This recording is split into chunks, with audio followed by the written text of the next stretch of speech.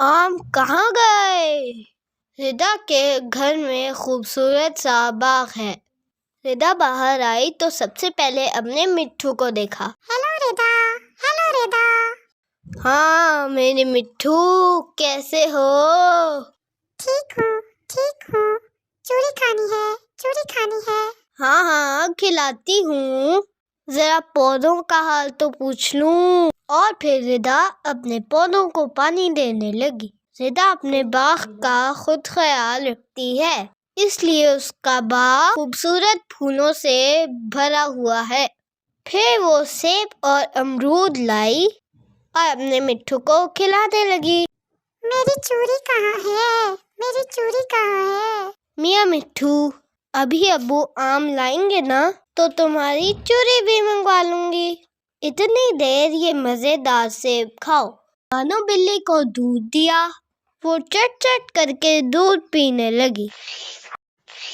इतने में गेट पर हॉर्न की आवाज आई।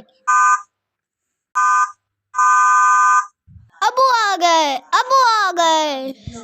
अम्मी ने गेट खोला। सब बच्चे बाहर की तरफ भागे, मगर सबसे आगे रिदा की छोटी बहन सारा थी। अम्मी ने गेट खोला और अब्बू एक बड़ा सा आम का थैला लिए अंदर दाखिल हुए। सबसे पहले सारा अब्बू से मिली। फिर अब्बू जब रिदा के पास पहुंचे तो उनके हाथ खाली थे। अब्बू मेरे आम, आम खुद ढूंढ लो, अब्बू ने कहा। मामा भी हंसने लगी।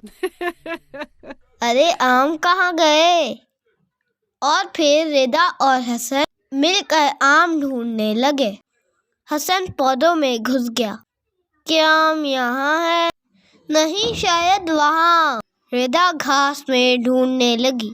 आम, मेरे प्यारे आम, कहाँ हो तुम? मगर वहाँ तो कहीं आम नहीं थे। अब्बू बताए ना मेरे आम कहाँ हैं? मैं सुबह से इंतजार कर रही थी। अब्बू हंसने लगे और सारा को आवाज दी। सारा बेटा, ले आओ इधर। और जब सारा आई तो उसके हाथ में आम का थैला था और सारे मुंह पर आम लगा हुआ था। वो अंदर जाकर आम खा रही थी। सब बच्चे उसकी शक्ल देखकर हंसने लगे। अगर आपको हमारी वीडियो अच्छी लगी तो हमारे चैनल को सब्सक्राइब करें, वीडियो को लाइक करें और अपने दूसरे फ्रेंड्स के साथ शेयर करें। मिलता हूँ एक न्यू वीडियो में। Bye bye.